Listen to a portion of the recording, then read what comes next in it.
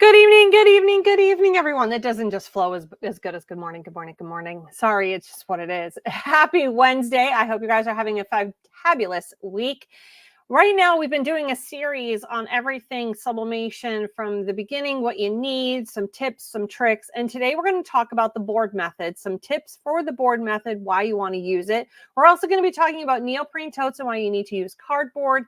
And for those clamshell users, why you should be using cardboard for that as well. I'll be giving you some other juicy tips too. I first want you guys to thank Miss Jody and Miss Cheyenne, who are in the back office today. They're going to be in the comment section all night with us. I'm going to flip the camera over to the other side of the room so we can get this party started. All right, let's do this. So as you guys can see, I have my heat press is where it normally is. And the reason I decided to put the heat press where it normally is instead of having it sitting here in front of me is because this is real life situations. And currently it is on. I am going to shut it off because I was working. So let's talk about why you need the board method and what's important about the board method, right? So using the board method, what it's doing is it's extending your bottom platen. All right. So if you're going to get something, I'm going to go get something right now. I'm going to go get myself a baby blanket because that's pretty much what we do. Or you know what? I'll get a 9-panel blanket. That's even bigger. So if you are doing something like a blanket, for an example, and you're going to go and you want to press it, right? So let's talk about why the board method is helpful. First of all, you're going to lay this on here and you're going to do the thing. First, you're going to pre-press it. You're going to lint roll it, all that. What happens if you're trying to lay big designs on this is your paper droops. All right. So if you've got your paper, and let's say you have a smaller heat press, right?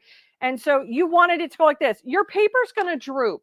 When you go to take this paper and shove it forward, you have more of a chance of your image shifting, right? Because the fabric underneath, I don't care how much you tape it. I don't care how much you add Pro Spray. I don't care what you use. If your paper is dripping off the side of the edge of your stuff and you go to shift it up, you have more of a chance of error.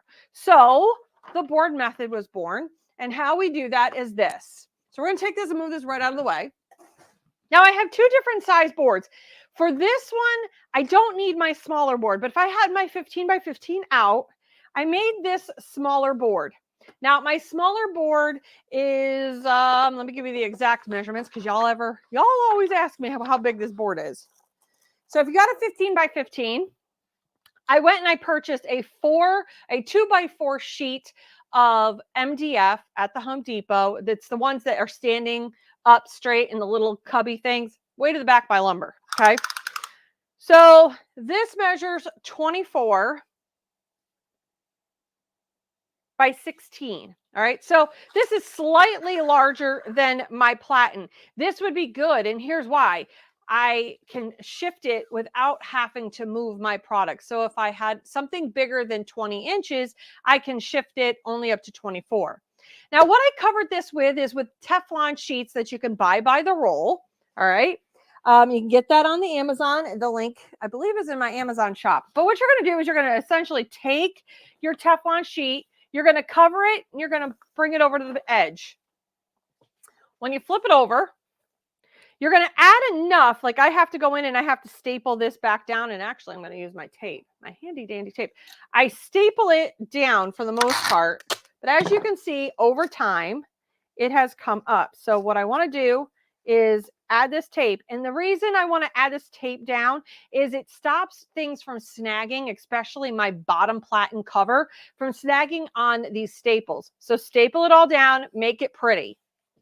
Flip her over, and now you have an extension to your bottom platen. Well, this doesn't necessarily work for my 16 by 20 because, well, it's 16 by 24. But when I'm doing a blanket, we bring out the big guns, okay? Meet the big guns. So this guy right here, and my base is loose. I loosened up my base. Give me 1 second. You're like, Howard, what are you doing? I'm fixing the base of my platen because I had to loosen it. Where is it? Where'd you go? There it is. Okay, let me move that so this stays flat for me. Give me 1 second. So you're like, you loosened your platen? I did. I had to do a project and I needed to loosen my bottom platen. That's for a conversation for another rainy day. So there you go. So you want to make sure your platen's nice and level, which this will be in about 2 seconds. Because like I said, I loosened it for a project I was working on. There we go. So once this is tightened down, okay, so now I have my platen. This guy is again covered with a Teflon sheet. But now do you see how much it's added to that bottom platen? And what this does is this allows me to slide this, to be able to move this entire thing without actually moving my blanket, okay? And I can shift it around because, again, you don't want your paper to droop over the edge because it leaves error, all right? So we don't want to leave anything up for any more mess ups than we already have. So we have this big old blanket. Okay, we're going to just use this as, we're not going to put the panel side to it just because I don't want it to confuse you. But let's say this was a baby blanket. You then can lay it all out. All right. You could tape this to your thing here, right? So if this was a baby blanket, it would just be barely flipping over. But a lot of you like to do these panel blankets. So you could go through, right? And you can sit here and your blanket's not moving, your board's moving. So as I'm doing my item, my paper isn't shifting, okay? Just the board. Let's say I needed to move it. Now this is a really big blanket. With the panel blankets, you don't necessarily need the board method unless you only have a 15 by 15 because it will, their panels will fit. But watch, I can with very, oh, that's because I snagged it on the table. But if this was out where it needed to be, you could sit there and you can move it, okay? And then you could just gently slide it out and put it all back to where it needs to be, okay? So I'm going to go get me a baby blanket, which is a little bit more our speed. Give me 1 second.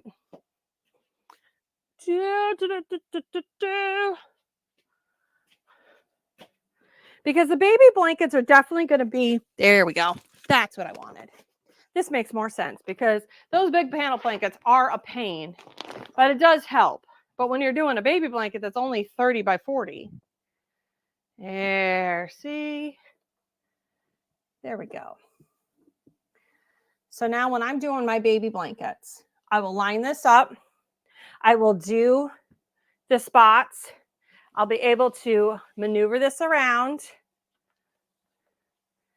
press where I need to, press where I need to, and get this all done. Then once I'm done, because I'm not going to have paper over here, right? Then when I go to shift this, I've already printed all of this. I can shift this, right? I'm not leaving anything. So let's say my paper ended here, all right? I still have this to press. Well, this allows me to keep this flat. So when I drop this down, right, then it's going to allow my fabric to stay on an even plane, right? And keeping that fabric on an even plane is definitely a lot easier. It helps with less ghosting, especially if you're going to paper piece. That is a method in itself.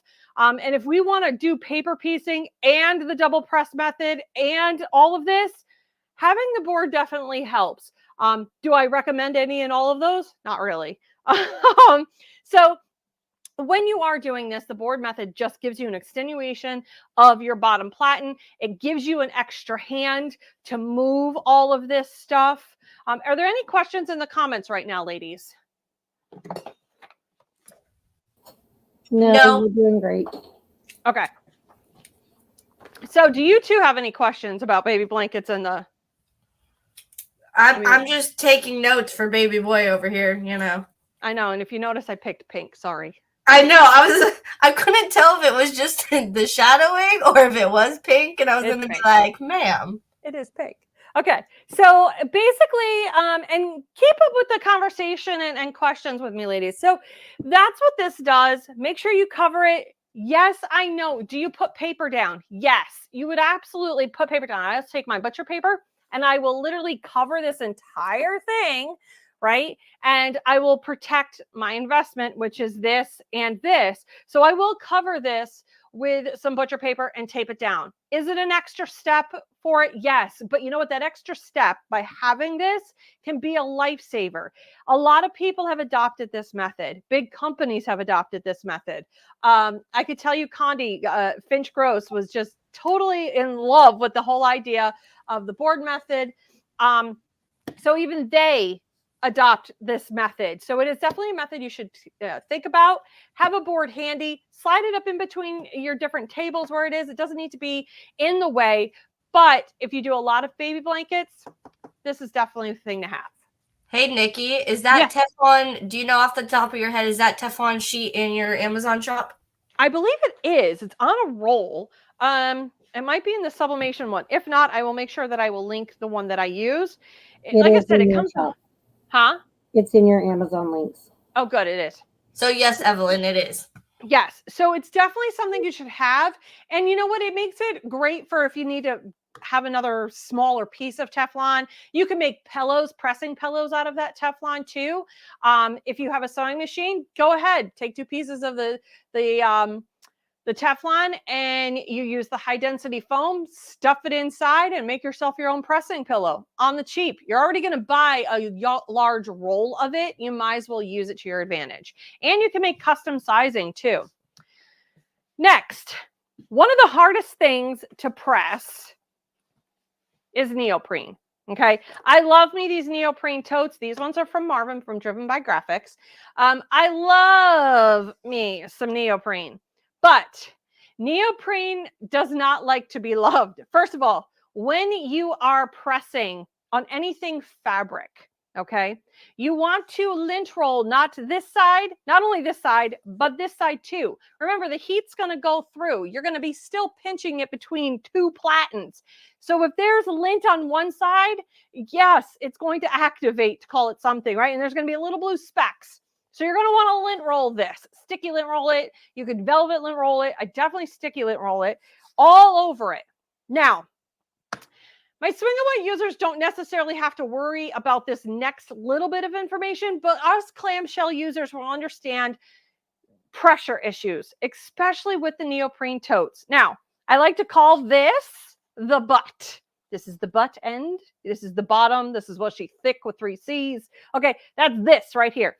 This is the handle. The handle is the thinner part. When you're working with a platen or with a clamshell, your clamshell is going to press down here first. All right, so it's going to pinch down first, leaving this front edge slightly looser. And when you're going to be like, Nikki, I can't tell. You're right. Not necessarily you can tell, but trust me, when you go to lift it up and all of a sudden you have modeling and you have strange issues, it's because you're not getting a nice solid press at this butt end. So as clamshell users, we like to put the handles in first and keep the butt end here. Now, this is the thing that's used for everybody's heat press. I don't care whose heat press you have. All right. Cardboard. This cardboard, I can tell you, is about 6 years old. Okay, love this. I probably should get a new one. Y'all get your Amazon boxes, make yourself a jig. What you're going to do is you're going to slide it inside. When you slide this jig on the inside here, here's some key features. You want to make sure that the cardboard is in this upper section first, okay? This upper section is nice and now flat. Right, you're still going to press it this way, but now you flattened out this area, right? You made it less squishy, especially in this butt end where there's a lot of fabric, okay? So you're going to want to put your cardboard as deep down into this pocket as you possibly can. Then what you're going to do is then lay your transfer over it and press it. Remember, we make sure we put butcher paper down, substrate, the transfer over the top, and then more butcher paper. When you're cutting out your template, make sure you cut your template so that it's as big as this black piece in here, not just up to the white. make it a little bit bigger. It's okay to have it bigger and trim it down than have it be smaller and you can't add to it, right? Measure twice, cut once. So once you have that, you've pressed it, it has come out beautifully. The thing with neoprene, as it swells when the heat hits it, right? So what you want to do is let it cool down a little bit, all right? You're going to let it cool down just a touch before you flip it over. You're also going to want to make sure you have no mottling here. If you have mottling, what does mottling look like? Uneven pressure spots, some white, some, whatever the color is, you'll know it looks cloudy. You're going to want to add firm pressure. You're going to want to add more pressure to it because you're having a pressure issue. Is this one of those substrates that you could just go in and turn it around? No. The only way you could possibly really turn that around is if you did it, and there's really no way. Because I was going to say, you could always put it over here, but you're taking it off the platen. So really, this is the only way to do this. You can't be like other substrates where we like cutting boards. We can turn it so we get the best pressure. Not with these. You really need to put them handle in first. Make sure you have your cardboard, butt end to your belly, and then press it. Now, you've flipped it over because you've already pressed the other side. We've already lint rolled to the other side because we did that prior. We're going to slide our cardboard out just a little bit, and then we're going to pop it back up into now this fold, which is the back side. Now that you've popped it in, again, what you're going to want to do is make sure you still have your butcher paper down because it's now going to off gas. This image right here will off gas onto your butcher paper. Even if you can't really see it, it's going to be so light, you're still going to off gas it. Okay, because you're adding heat. So then what you're going to do is now that you have your butcher paper, you have your tote. You're going to lay your transfer over the top, your butcher paper. We call that a burrito around here. And then what we're going to do is press it. Again, firm pressure. Same time, same temp. Please make sure you follow your manufacturer's instructions on your time temp settings. I typically do 385 for 65 for this, but that's just a guideline. Remember, our temperatures and our times, pressures, all of that are just guidelines. It's just where we start. Okay, so now that we have that, we can press the second side and you should be golden as long as your cardboard is wider than this white space and a little bit taller than up here, because remember, you got to get up and through here. There's a lot of layers in here because of all of the pieces that make this tote. All right, so we're good there. Hey, Nikki. Yeah. Someone asked, do you pre-press neoprene? No, I do not pre-press my neoprene. The reason being is because the neoprene swells. I don't do that for my car coasters. I don't do it for my neoprene, anything that's neoprene, really. So your hand sanitizers, your lip gloss, your coasters, your totes. I don't do any of those as a pre-press, but I will lint roll the heck out of them. Both sides. If it's got a two-sided effect, I am lint rolling both sides. That means individually lint rolling all of my lip balm holders, because this is a fabric. So even our mouse pads, I will lint roll, but I won't pre-press those either, because those are a thicker neoprene type. This is a fabric neoprene. There's a couple different neoprenes, but I will tell you the fabric type of neoprene, where it's just like this fabric-y type of material, scuba type material, does swell. Whereas you won't see the swelling so much in your mouse pads, in your coasters. You will see them in your car coasters because those are a different style neoprene. But your regular house coasters with the more rubber, the hard rubber backing, you will see them swell. So I would say err on the side of caution. Don't pre-press them. Just lint roll the heck out of them. Lay your image down where it needs to be and just keep right on going. Now, I will also add too, with neoprene, it squishes very easily. You know what? I'm going to turn this heat press back on real quick because this will be a good one. I want to show you what happens to a coaster. I'm going to go get a car coaster in particular, and I'm going to go get a keychain. And what happens when you add too much pressure, right? We don't want to do squish the heck out of me pressure. So I'm going to let this heat up real quick. I'm going to go get those two items. And what happens when you are pressing these items is they look weird. They end up having this weird look to them. So we don't want to do that. And the reason you guys can't see me is because I'm in my storage room. We're just getting the goods. So let me get the goods. Because you're like Magic Man. I You're am. You're just gonna pop in magically with. We're all over the place, and we're also going to talk about. Oh, you know what? I see. I have a lot of things we could talk about. Hold up. Let me get one of these. Okay. Squirrel. I found the mother load of neoprene. Okay. So while this is heating up, let's talk about some neoprene items. You don't want to squish these because these will go uber flat. These are your hand sanitizer, your lip balm, those kind of things. Okay. These will go extremely flat if you add too much pressure. Now, what happens with these guys, see, this has like a mouse pad, but it's a little bit on the thinner side. What will end up happening is if you add too much pressure to these, this fabric top kind of swells in. It swells up and pulls it in, right? So this is going to pull this up over the edge.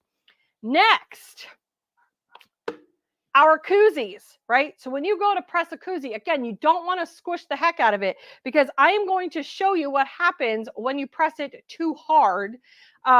What happens to these items. I'm going to get a sampling prior so y'all can see what it looks like prior. And then this way you guys can make judgment yourself. I had a box. Where'd it go? There it is. Also, fun fact, for anyone with small children, those coasters fit in booster seat and car seat cup holders. Oh, good fun fact. I found that one out. All right, so I've got our originals over here. All right, so while this is heating up, we're going to talk about another thing as this is heating up, and that's the cardboard method for having things like the cutting boards. So as we talked about with us clamshell users, this side presses down first before this side does. So how do you combat some common pressure issues on things like slate or cutting boards? You take a piece of cardstock. Okay. So this is just a piece of really thin cardboard, and I will tape it, staple it, whatever you want to do. I'm just going to put some tape on it. I use the heat tape on it because it is going to be really used and abused. Okay. So then I will squish it down just a little bit because it helps with those folds. So now what does this do? This adds a bit of a lift to your cutting boards. It adds a little bit of a lift to your larger items when you're trying to press them. So we're going to use some examples here. So here's your say this was a cutting board, even your clipboards. When you go to press this, this is going to hit solid in the back, but it's going to be loose. What you can do to give that solid look, more even pressure. Now, you only really want to do this 3 times. This is 4 times. This is a little bit thick. So if it's too thick, you don't want, like I've got big, thick cut board. If you're using cardstock versus a cardboard, cardstock is 3 times. This cardboard, definitely thicker. I would only do it 2. Okay. So roll it twice. Yep. Okay. So it's not so thick. And then this adds, I am going to put some butcher paper over this just because it is heating up and I got that plastic on it just so you can see. Okay. Real quick. When you go to do this, yes, I know there's plastic on it. Okay. It's now going to even out the pressure of my board. Okay. Don't worry. Didn't damage it. Look, Mom, didn't damage. Okay. So what it's going to do is it's going to even out this pressure. And now you're going to get a more even press. So you could do this on your glass cutting boards. You could do this on your larger MDF. Anything over, I would say 8 to 10 inches. If you have a clamshell, you could use this method, especially if you're just like, I don't know what I'm doing wrong. I keep getting this modeling kind of on the insides. Is it my heat press? Is it working correctly? Not necessarily. Modeling or cloudy looking type stuff is really just a pressure issue. So instead of increasing your pressure, we could just use this right here. And that's the cardboard method of just adding a little bit under the hood, if you will. Okay. Now that this is heating up to a good temp to where we could talk about it, right? So we're first going to press this guy. This is your car coaster.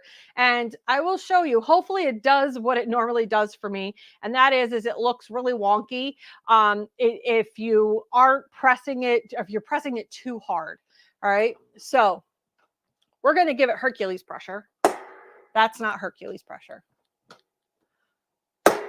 That's more Hercules pressure. Okay, so we're just going to let it heat up because I want to show you what happens when you heat them up and you've added a lot of pressure to these and then you go to press it.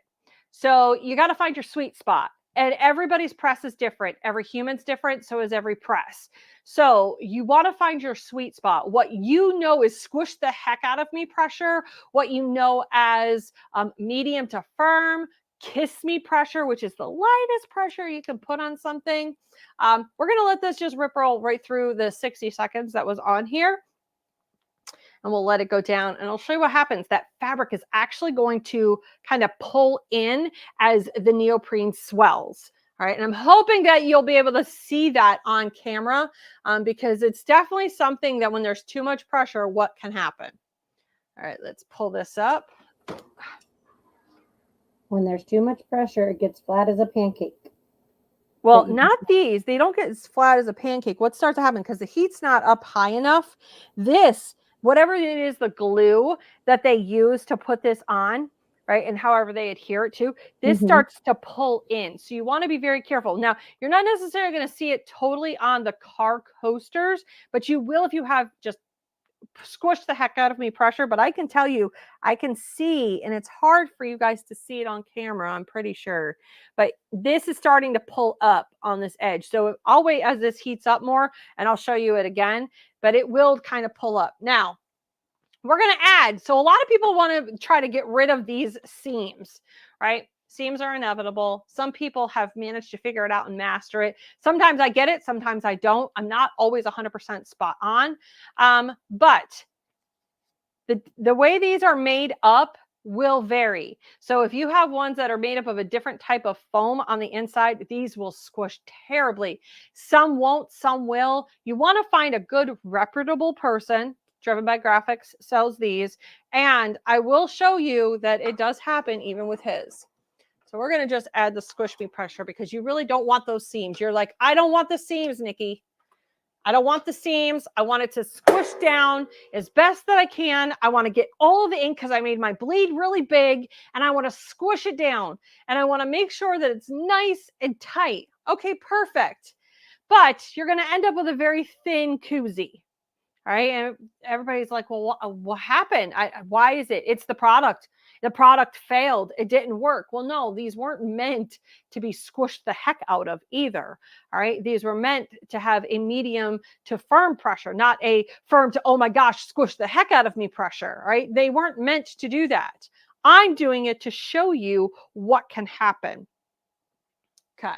As it's warming up more. The more this warms up, the more of what it does to your substrate can vary. So the higher the heat, it can actually, depending on, that's why we don't go over 400, can ruin it. We talk about different things like green and brown when it comes to our sublimation ink, right? Green and brown, we'll get to in 1 second. Whew, they're going to be hot. Okay. Okay, so that looks like the koozies I usually make when I first started. See? So when you just pulled out. Can you see that on camera? Yeah, you can see how flat it is. You can definitely see the difference. Right? So that's really flat. And you don't want the squish the heck out of me. You want something between squish the heck out of me and medium. All right. Now, there are some people who've managed to master it with more like a medium to a light side. Again, every press, every person varies. Once you find what your sweet spot is, then you'll know. You have to do what works for you. These are just, like I said, just guidelines. Now, quickly, I was just telling you about green and brown when it comes to sublimation ink. If it is green, it means it's undercooked. It means you don't have enough either time, temp, pressure on there if you're seeing green, especially in your blacks. But if your black looks more brown, it means you've burnt it. Okay, when you start seeing your reds look more burnt, it means you have too high of heat. Now you'll look at me and say, but my thing is at 400. Maybe your press is running hot. That's where I use 385 because I found that my press was running a little bit hot. It wasn't running exactly at 400, so I backed it down. There are days when I am running this a lot. I will be running this for 10 hours straight. Yes, I will be running a heat press for 10 hours straight. When I'm running that heat press for 10 hours straight, I will then adjust my temperature accordingly. Why is that? Well, because I want to make sure, sorry about that. I want to make sure that it gets too hot. So I'll back up my temperature a little bit, or I'll back up my time. All right. So just keep that in mind. If you're running a heat press for a long period of time, this bad boy will stay hot and he will increase in temperature. Now, this is another one. Where's the other? Oh, there it is. So this is another one that if you add too much pressure, this is what happens. That is squish the heck out of me. So as you're doing your squish the heck out of me, not only does it swell, but it's also going to shrink and it's going to squish really flat, right? So that can also change your image. Keep that in mind. If you're running with a bleed that is really tight up against your item, you might want to increase your bleed area, because if you're going to use firm pressure, you're flattening out that substrate, right? Especially your soft substrates, your neoprenes, your fabrics. You're flattening out. So they're flattening out, which is causing them to move out beyond where your image is. So you always want to make sure that your image is definitely bigger than the item you are pressing it on. Again, it allows for us, if we've moved it, it's shifted as you're laying it down, whatever it may be. You do not want to have a bleed that's the exact same size, and you do not want to have a bleed that's really tight. Those ones aren't really good at 2 a.m. when you're trying to line those up. Okay. He's squished. He's a sad, sad keychain. Okay. So he's not squished. He's squished. You could tell even as it's laying down. Okay. Look at that. This should look like this. Okay. So this should look like this. If you're getting that modeling look, you're still getting too much pressure. Loosen your pressure up. And you want to be able just to down. You might have to increase your time if you really want that color, that rich color. Okay. And if you notice, I don't know if you can see it on camera, this guy swelled up. And I'll show you what the neoprene tote does now that it's getting hot. What happens to a neoprene tote when it's pressed, and if you want to go use the other side of it. So we're going to pretend this is my teaching one. It's got some dirt stains on it. I would never use this for a client. So I am all about the teaching with this one. This one's been my teaching one for a few years now. So we're going to fix this pressure. We're just talking about pressure today. We're not actually pressing anything. I got it to where it would go. Now that's my thing. I'm going to let it run through the full 60 seconds, and you're going to see what happens to neoprene when heat is applied. It goes poof. Okay. Yes. And I'll replay that. It goes poof. You're welcome. So these are the things that you want to think about when you are pressing your items. What is it you're pressing? All right. And go through the process before you do it. Another tip that I want to talk to you guys about is the pencil method with paper when you are doing these baby, when you are doing your baby blankets and you're using your big board, okay, and you've got multiples you want to set out. You want to put a pencil, do not use pen, because some pens can bleed through and it can actually get onto your stuff. So you want to use pencil, arrow up. Why do I say arrow up? Because this is where you're going to put it in. You might want to put a 1, a 2, a 3, so on and so forth, depending on how you're laying it out. You're going to lay it out prior so you know which one needs to be. You're going to flip it over, write its number on it. Okay. So arrow up so you always know where your direction is. So, this sucker is, he's hot. Hold, please. Neoprene's hot and you need gloves. Okay. So this guy is on the swollen side. It's hard to see, but he is swollen. They don't swell like poof, like a jellyfish. They do swell, but if you go right in behind it, see, now it's starting. Now that's, look at, this is starting to rise. You can't see it on the camera, but this sucker is starting to rise because it is puffed up because of the heat. Because this was not laying flat before. Okay, this was all laying flat. This is now not laying flat. All right, so we're going It's to rising like your sourdough starter. Right. Bread TikTok all the way. Okay, so again, if you know that all your arrows go this way, so when you're turning and you've turned your blanket, all right, you know that the top one was here. So you have to think about this, how you're going to lay it out, where your arrows are. Why are the arrows important too? One, so you know that that's the top of your paper. All right, not necessarily that that has to go in that direction. That's just the top of your paper. You can even write the word top, right? So when you're over here and you're trying to press something on this side of it, or you've turned it so now it's facing the other way, you knew that you started with it here. So you want your arrows all going this way because you've turned the entire board. And I'll show you in a second what happens when you turn the board. Okay, so this thing is now going to start to rise up like crust on a pizza. So this sucker he's just hot. Okay, so that's what you would do. It's really hard to see, but there are definitely little blue flecks on this thing, and there's definitely little blue flecks over here from all the stuff. All right, so let's bring out that board method again. I'm going to leave the heat on because one, it's nice and warm. Okay, so here's your board method back at it. Okay, we've got our board method back at it. Why the paper's important. So we've talked about why we have to put things in certain directions. We've talked about why this adds to it. But now let's add into the board method of why putting, again, this is one of those bonus tips. When you're laying this here, right? I'm going to get another piece of paper. We're going to use some papers because this will make more sense. You have all these beautiful designs, right? Now, could I tape this one out? See what happens when you have? I could leave them here and turn it, but by using a pencil, yep. Nikki can find her pencil. Why is it when I need to find something, I can never find it? I don't even know. Okay. Pencil. Pretend it's a pencil, okay? So you're going to put your arrow facing this way. Why is this important? Okay. So when you're turning this, whoops, or you want to pick it up so it doesn't shift, whatever, okay? So if you're leaving here, now all your arrows are going to face here. So if I were to go, oh, I forgot to lay down a paper. Oh, my arrow's now facing in the same direction as this one. Because if I go to put this arrow facing here, it's going to be upside down. Whereas if my starting one, this allows me to know this is the top of my blanket. So now all of the arrows, as I'm placing my papers out, all have to face this way, okay?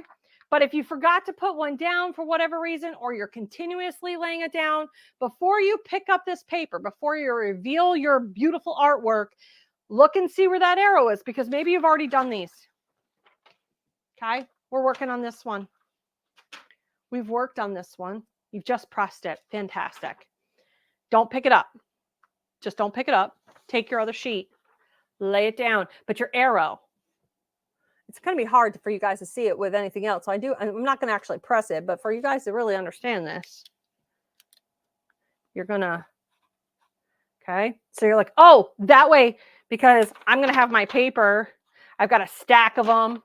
You know, I've got this as this is number 4. This was number 3. Okay. So number 3, okay, is facing that direction because this was 1, this is 2, that's 3. Oh, I got number 4. Okay, what direction does it need to go in? We're going to lay it out. And now it says 4 and the arrow up. So now I know it's following in the same sequence that it needs to follow in because I wrote myself a map. And I have it going all in the same direction. If I didn't have them labeled, you're going to run the risk of going, okay, so this is this. I think this is the right. I think. Let's not think. Let's just do, and let's cut out a possible mistake, because I could possibly go, oh yeah, that looks good. That's fantastic. I go to pull it off. I pull this off. Beautiful, right? Awesome. And then I pull this off and I went, what the heck happened? It's upside down. Well, if you had labeled the back of your paper, like Nikki suggested, when you had this number 3 here, for an example, and you go, oh, okay, number 4 has to go this way, you know that it's going to lay in the same direction as the other ones on your blanket, okay? So as you're moving this across, now you've got your blanket halfway through, okay? Can you make your board as big as your baby blanket? Sure you can. I just tend not to, okay? I tend to, when I'm doing a baby blanket, we'll go and do my top row as far as I can, go all the way over, make sure, so I know my butcher paper or my paper is 13 by 19. I also know that my heat press is 16 by 20. So I'm only going to make my images something less than 16 by 20, okay? But I try to keep it as my 13 by 19 paper. So my 13 by 19 paper, I will tell you for a baby blanket is 4, okay? So when I go to lay this one out, it's nice and flat. And if you have a 15 by 15 press, it will be difficult to do your 13 by 19. You will have to double press it. But if you have to double press it, your thing's not drooping. All right. If I were to have my 15 by 15, this would be drooping over. It leaves more room for error.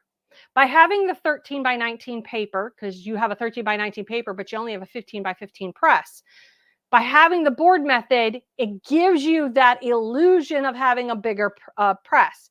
So now you could go in, you could press it, and then if you have to double press it, you're going to slide it over, okay? You're going to see where your line is. I can't press this because this is really a sublimation print. So you're going to see where your line is. We'll take it for the team. Hold, please. They love when I do this. It's always Johnny on the spot over here. Okay.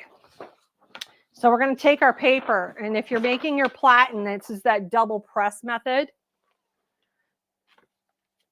So we're going to make a double press. Just give me a second. I got to faux make a double press here. Hold on. So we're faux making a double press. I need you to see the line. This is the point of the story. Okay. So when you're doing a faux double press, you end up with a line that ends up on your paper from where your platen was. Okay. So this is for our 15 by 15 users. So you end up with this line. You want to slide it over to where your line is just barely underneath here. While blankets can be forgiving with double pressing, depending on your colors, you don't want to give any more insult to injury if you can avoid it. Okay, so you want your line, which is going to run right here, right in here. Okay, so you want your line. I need a better visual interest. There we go. It's hard to see on the camera. Okay. So say this was our line. You want this line to be slightly under your press. You don't want your line to be here or right at the edge. If you go right at the edge, what are you doing? You're causing a gully. All right. You're causing a gully. So if you're going to have a gully, you want to have the overlap have a little bit of ink on it. If you put it right up against this edge here, okay, you have more of a chance of it not pressing. So what we want to do is we want to put remember this is an over-exaggerated line, underneath here and then press it down. Now you've got a better chance of having more coverage and not having that dreaded seam. All right, so if you're going to have to do the double press method, that is what you would do, is find out where, once it's pressed, don't move anything. Use your board as something, as another set of hands. You're going to see where that line is, and then you want to literally have the line on the inside of your press, just how it has a slight overlap. Then you're going to want to go in, press it, and then you're going to move on to your next one. Right? And you're going to want to slide your blanket over, because if you're going to do 13 by 19 paper, you're going to slide your blanket over, line it up. I like to line it up with this edge. So I take the seam and I line up the seam. And why do I line up my paper with the seam? Because the seams are going to be uneven. And so if my image at least lines up with the seam, your eye's not going to catch pick up on it. So I line my edge of my paper literally up with this entire top seam. I'll do my 2 pieces and then I'll flip the board around and do the next 2 pieces. But again, I make sure I label them. I label them what the tops are, what number order, if it's different on the image. If it's 4 of the same images, I will say, okay, I'm doing my board this way. So, because I'm going to slide it back and forth this way. So all my arrows got to be facing this way. I can even just press these 2, press them, pull the blanket off, and then rotate it if I wanted to. However it may be, but make sure you have your arrows on the back of your paper, right? That is definitely key for using the board method. It's just another set of hands with pressure on your board, okay? So there is that. Any questions in the comments? Oof. Evelyn says pencils are like scissors. You need a lot of them everywhere. Yes. Yep, we do. We absolutely do. So is there any other questions that you guys have for me that you want to see me do if I have it right here and readily available? Or is there any questions that you need me to answer in your sublimation journey? This is the time to ask these questions. I'm right here to answer. I can give you my tips, whether or not they're professional, maybe not. I mean, I use the term squish the heck out of me. Hey, so we like that term. What? It's a good term. It is a good term. It absolutely is. All right, I'm going to head over here then. We're going to do some chitty chatting over here. Move over. Let's see what the comments look like. So when you guys are talking about double pressing, when you guys are talking about neoprene totes, I'll flip the camera over in a second. When you're talking about neoprene totes, when you're talking about neoprene car coasters or towels, anything of that nature, especially, and we're going to flip this over. Hi there, especially if you want to do like a 15 by 25 towel. Say you want to do a 15 by 25 towel, right? Can you? Technically, yes, you could. You're just going to have to lay it out. That's going to require you to have 2 13 by 19 papers side by side. You're going to end up with the piecing method, which is an advanced method because you really have to pay attention to how that line is cut. And that's a sass for another rainy day. All right. I'm not in love with piecing. I bought the bigger machines because I loathed it. All right. You need an X-Acto knife. You can't be cutting this by hand. It needs to be precision cut in order for this to work, so you don't have a seam. And even then, you're still running the risk at a seam. So could you do the 15 by 25? Yes, unless you have the Epson 570, F570. Sure, those guys, they can press all day long, the 15 by 25 towels, as long as they have the heat press available. And if not, they can at least print the image and then go press it using the board method. All right, so there's definitely different options that you can use. You can, if you want to do like an all over baby onesie, or if you want to do an all over kid's shirt, that board method is going to help you, especially when you're laying it all out. You don't want your fabrics drooping over the edge. It doesn't work real well. I'll even press my ribbon that way when I'm doing long runs of ribbon. I'll bring out the board method and I'll sit there and lay it all out because I don't want it drooping. I want my paper to sit the way it needs to. Could I use my 16 by 20 just as it is? Absolutely, I can. I just have to make sure that I map it out correctly. All right, so it's just another product that you can use or another tip that you can use for helping with your pressing needs. Another thing that I want to talk to you guys about too, and as I'm drinking on my cup, a lot of you are seeing these all over the place. We did talk about this plenty of sasses ago about making sure you have a heat gun. Let's talk about this right now. Some things that you should have in your shop just because. One of them is a heat gun. Maybe you can't clamp together your mug press tight enough because of the object that you're using, the drinkware that you're using, right? So what you can do is put it in your mug press it as much as you can, heat up that mug, and then take it out and then use the heat gun to maybe finish the raw edges. That can help in a pinch. Another thing that you should have in your wheelhouse, Well, a multitude of scissors. First of all, pinking shears is another good one to have. That's good for any type of this stuff that you use for your back office, but it's also for cutting your fabrics. That's another thing. Wire brush. So it was a comment that I had gotten, and here it is, a wire brush. So Jeff Fuller had mentioned to Patty Gorski about having a wired brush. And why was this important to have in our shops? Because it frays our fabric really well. So this particular thing for you to make a raggy patch is something that you can do very quickly and easily by using a wire brush. Now for the these guys right here that'll be on sale in my shop, this I use the Pro Puff tool. The reason I used that one was because I didn't want it to be fuzzy, right? Because that's what that may do, is make it fuzzy. So I didn't want it fuzzy. I didn't know what it was going to do to this, and I kind of wanted the crinkly look from it being a twine that had been woven together. So I really wanted that kind of rustic look to it. So that's why I used the Pro Puff tool, so I could just drag through each one of the cords.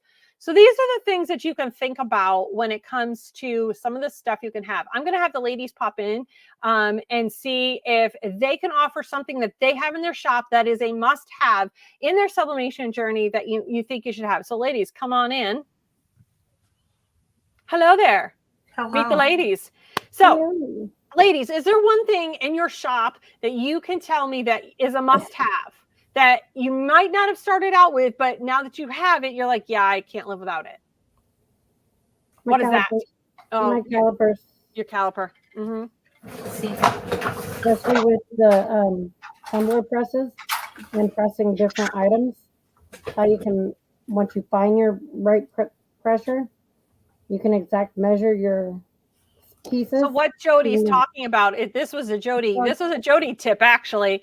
So when she's pressing her mugs in her mug press, and you know how we have the screws, some of us on our mug press, she would know to have for the exact pressure for, let's say, a 15-ounce mug, how far out those screws are. She would measure it with her caliper, so she would know each time that's what she had to put her screws at. So that was for her 15, or this was for her skinny. So that she was using the same pressure each and every time. That tip definitely came from Jody. That was not a me tip.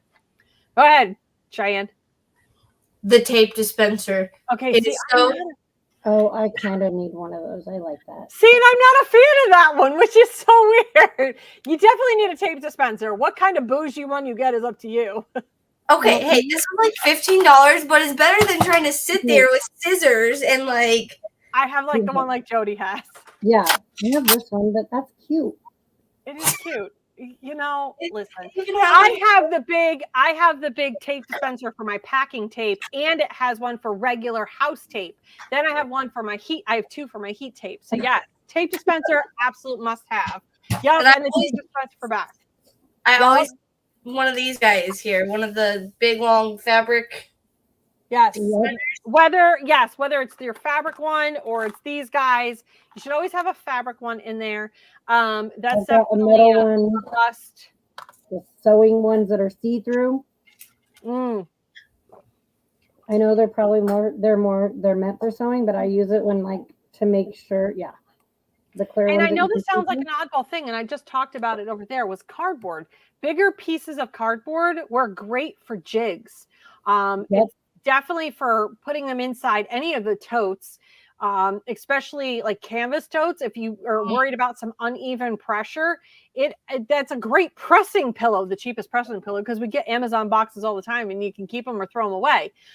If you do see writing on your cardboard, I would suggest highly to cover it with butcher paper, just because you don't know if that ink's going to come off on your product, and well, we don't want that. So you definitely want to cover it with some sort of paper if you don't want it. So like on a light canvas tote, it didn't matter in my neoprene tote, it's black on the inside, right? But if you have a light canvas linen tote, that might be something that you might want to consider. But putting a piece of cardboard in underneath there can raise it up just enough to create so you don't have those press marks. Again, you can make your own pressing pillows out of the Teflon sheets when you buy it by the roll. There is that.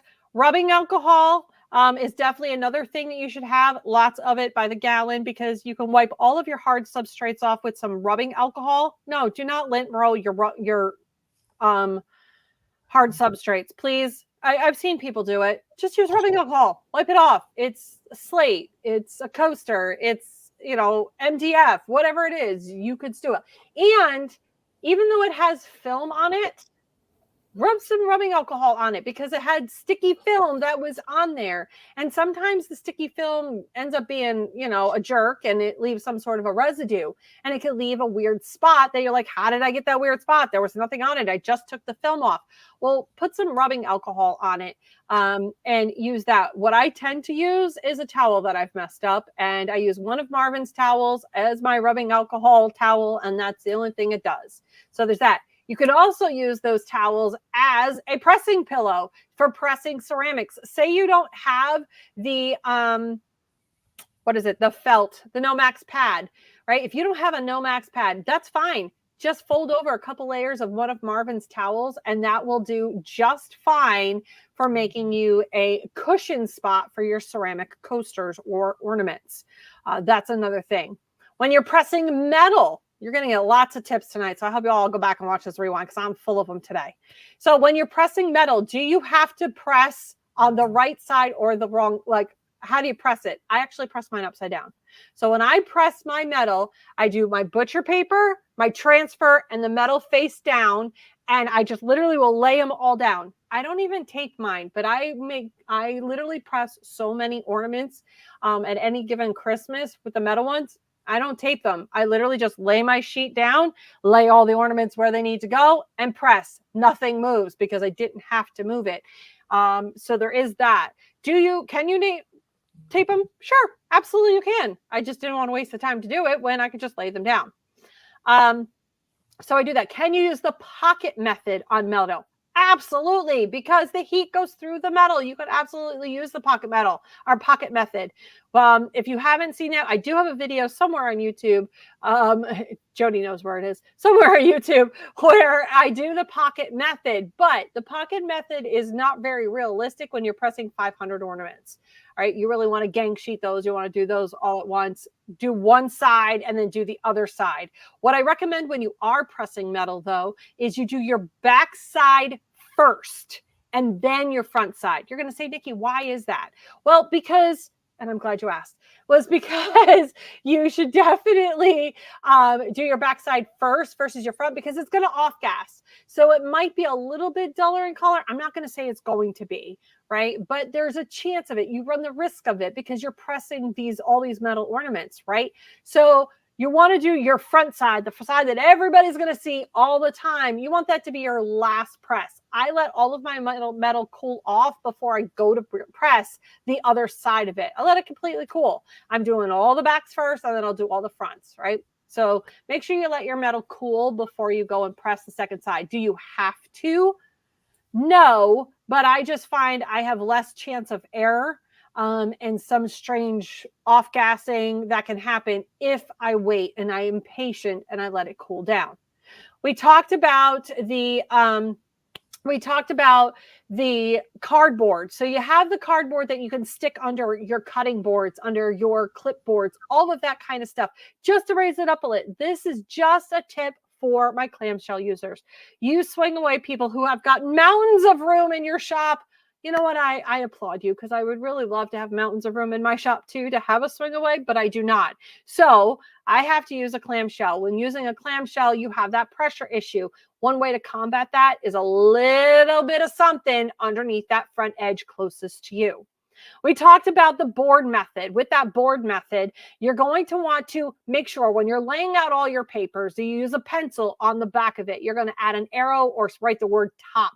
You're going to label them 1, 2, 3, 4, whatever it may be. You're going to label them so when you grab all those papers, right, and you go and you set them down, you know which one you're looking for. So it's in the correct order. The reason that we do the arrow method on this is because, you know what? We need to know what direction they all need to be going in. And once you do that, you're going to have less chance of an error. Now, mistakes happen all the time. I always start with the corners of my blanket and work my way over. I literally go this way when it comes to my blankets. And then I'll flip it around and say, okay, my arrows were facing the back of my machine, and now they need to be facing me so that I know that they're in the right direction. Right? So there is that as well. Even if you have a 13 by 19 or if you have a 16 by 20 press, it doesn't matter. That board method could be used for anything larger than that. It just is an extra set of hands for you. If you've got a 15 by 15, this is game changing for all of my 15 by 15s. This is game changing for anything that's less than the 16 by 20. And the reason I say that is because we have 13 by 19 paper, and most of our substrates, with the exception of the baby blankets and maybe all over printing apparel and burp cloths, which on a 16 by 20, if you put it diagonal, so top left, bottom right, it will fit on a 16 by 20 platen. Who would thunk, right? So that way you can still press your burps on there in one pressing, not two, and won't have to do the board method. It is definitely game changing to have the board method. Having a piece of cardboard in between your neoprene totes, it helps give stability and give some rigidity to something that is kind of flimsy, right? So that definitely helps as well. Those are just some of the tips and tricks that I have for you today. I hope that you guys all enjoyed and picked up something. And if you've been doing this a while, hopefully it's a great refresher for you. And until next time, you guys, you know where I'll see you all later on the flip side.